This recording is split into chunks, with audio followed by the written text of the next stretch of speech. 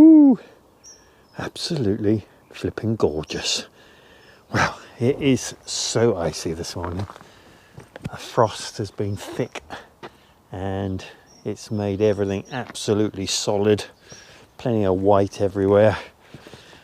So it's a beautiful morning.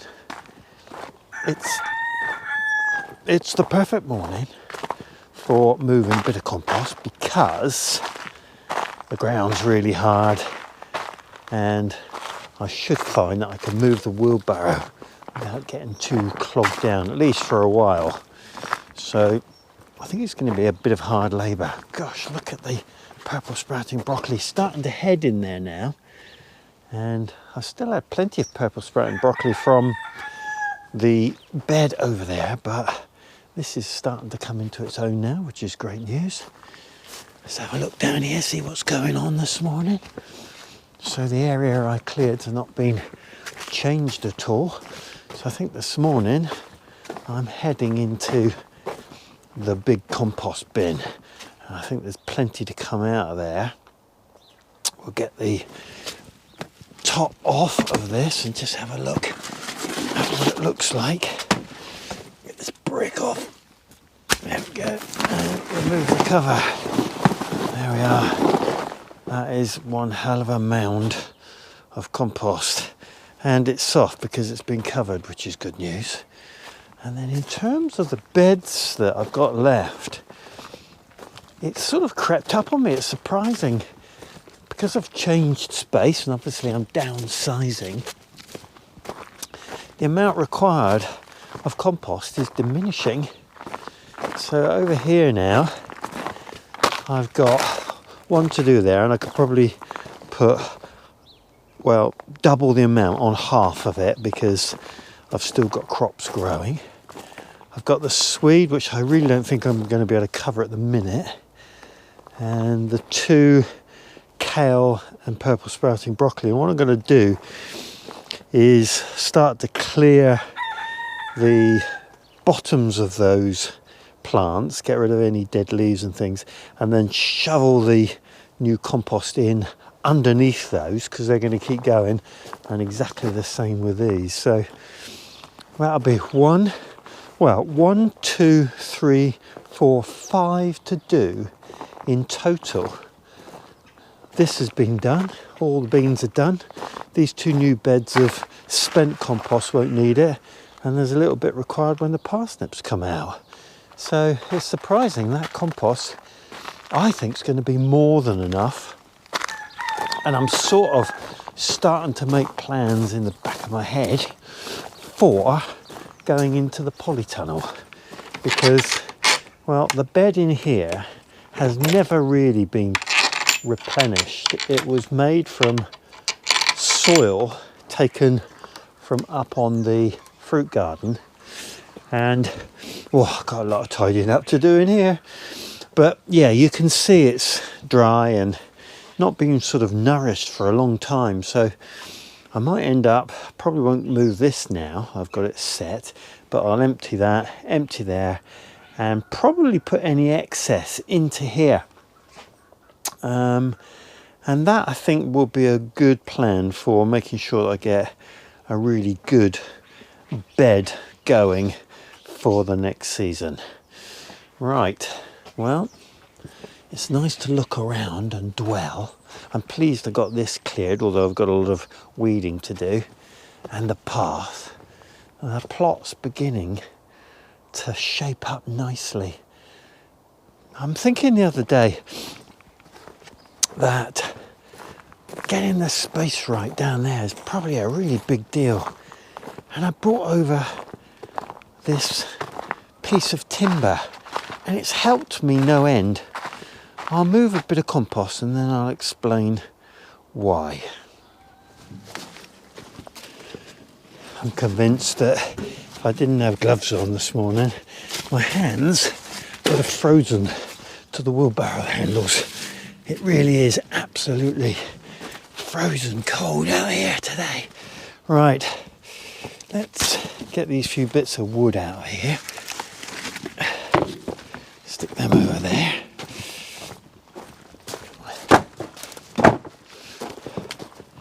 and then I can get in here and start to see this compost in the middle.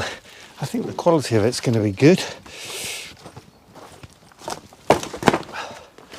Right, here we go. Gonna take a good old middle. Look at that. Absolutely beautiful.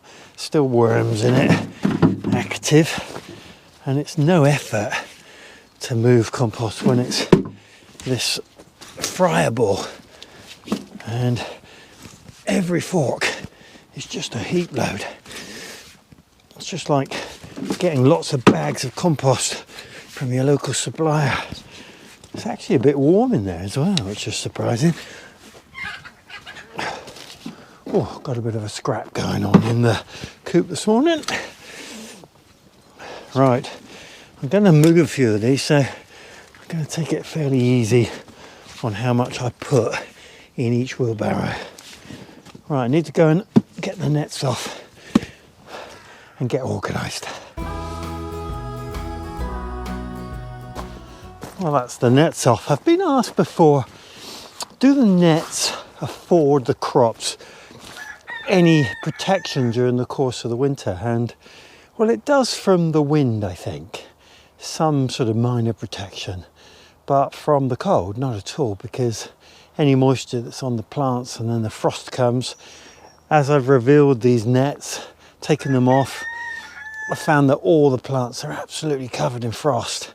Of course, they're winter crops and they can withstand it, but no, it doesn't protect them. You don't get sort of any inner atmosphere warming under those nets, so that's the way it is. I'm not going to remove this one because there's just plenty of swede in there, and I really would be fiddling around putting compost around it, but the others, they need a good clear up next, and then I can get on. Well, the cockerel's given it what for this morning. Right, let's see how practical this is. Yep, it's fine. I wonder whether I was going to have to stop and do something else because the ground would be too hard, but it's just fine. So I'm going to take out the various weeds I've got in here. Not a great deal, thankfully. And then I'll start unloading some compost in here. First 2 barrels, I think, or barrows, go into this one. We've got some stinging nettles in here, which it's really key to get the roots up because they certainly do spread really fast if you allow the roots to stay in. I've got an old beetroot in here, didn't come to anything. Another one here, it's a bit better, but not really going to work out. The beetroot is going in a compost and the weeds are going in a completely different area. Right, carry on.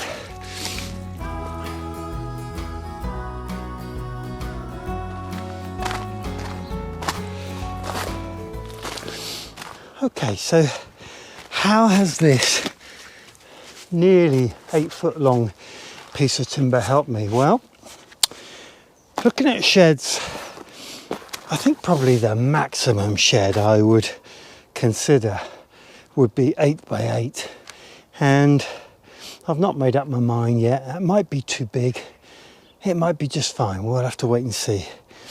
They're expensive, so I'm going to keep my eye open for pricing and what happens. Okay, so this is 8 foot long, so given that that's probably the max that I would consider, it gives me some sort of idea as to what sort of space it would take. And do you know what, in this space it would give me a 2 or 3 foot walkway in front of it, and if I came right over here I could have a door there, and there would be quite a squeeze point here, perhaps a couple of feet in terms of walkway. So I don't know, it's sort of driving me down here with the shed. And whilst I wanted to have the shed running off into the IBCs, and I wanted the IBCs to be next to the polytunnel so that they could water the polytunnel while I'm sort of doing other things, then, well, I'm beginning to have to think again. And I'm wondering whether I set my barrels down there and have a a row of barrels that feed into each other, which can be done quite simply. And that way I'll have much more room up there rather than a tight squeeze against the shed. And I can have the IBCs down this end and next to the shed with all the runoff going into them, which will be great. Well, that will leave just one challenge, and that's an area to put the potatoes. So it's done one major thing. It's made me think, IBCs up there? Perhaps not. Leave myself enough space to have choices to make on the shed and have the IBCs around it, and work up there with the barrels will probably be a far more workable arrangement. And then the spaces that are left I can use for covering over and setting down the pots with the various things like garlic and potatoes in. And after so many people's suggestions, maybe some celeriac. We'll have to see on that one. So yeah, that bit of wood really changed my plans and made me think carefully about sizes. It's really handy to have something that's about the right length. Right, enough talking, on with the clearing.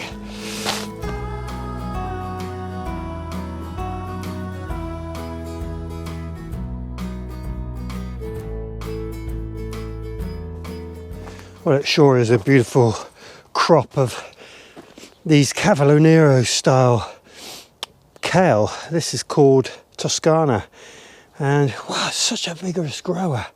In the winter months it's really prolific, and well, it's a lot more than we need is the reality. So my downsizing strategy has got to accommodate the thought process that these kale are too much for us and that we only probably need 3, 4 an absolute maximum, and I've got 8 in here. So you might have noticed I had a few sort of runners of strawberries growing along this path, so they've been there a year now, so they'll make really good plants for next year. Runners in their first year don't fruit quite as much, so it's always good to have some at least 1-year-old plants to put into your main strawberry area. And I've got a couple more, I'll show you. So this is my old hugelkultur bed, and once again these strawberries have been in here about a year, so they're going to make good plants for next year. Take the dead off them, they can go in there with those. Got another one here, and I'll put them in my strawberry patch in the polytunnel. Well, I thought I'd gather up any strawberries that were left, and I found one more trough, so I've got more than enough strawberries for next season, that's for sure. Right, I'm going to put these into this bit of soil here. There's even got flowers on that one, which is quite incredible. Right, let's get that stuff down there. These last few in, and then they'll sit there, as I think I said before, probably until about February, when I'll probably put them into baskets with fresh compost and get things moving again. Let's put a bit more soil around those roots. There we go. They'll be just fine in there. I think this is going to be the last one for today. There we go.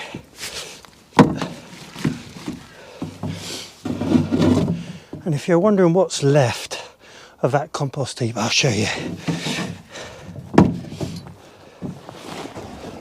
Well, there you go, about half of it left, which is an enormous amount really. I'll put the cover back on just to save it getting really wet if there's any rain, and claggy, which always makes the shifting of it a bit harder. Right.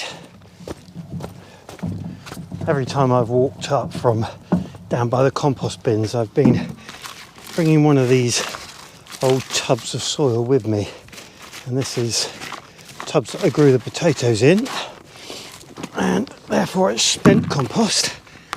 And my plan, full of worms, my plan is to just fill up that second bed I made so that both beds have got the same amount of depth in them, hoping that I'm going to have my parsnips in there and get a more successful, well, less branched root. Right, take these down and see what that looks like.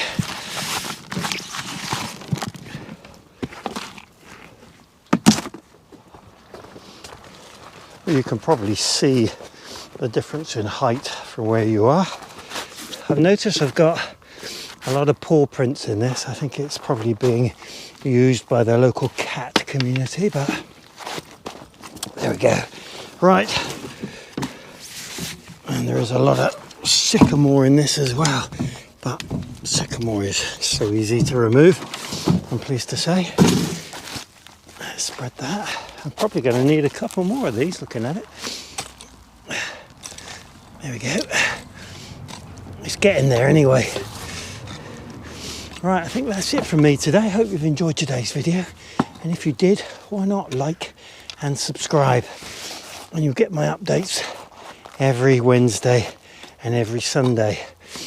And you may or may not know, but today is my 3-year anniversary. Yep, I've been doing this videoing game for 3 years, twice a week, every week, without fail. I surprise myself sometimes. Hope you've had a good week. Good times.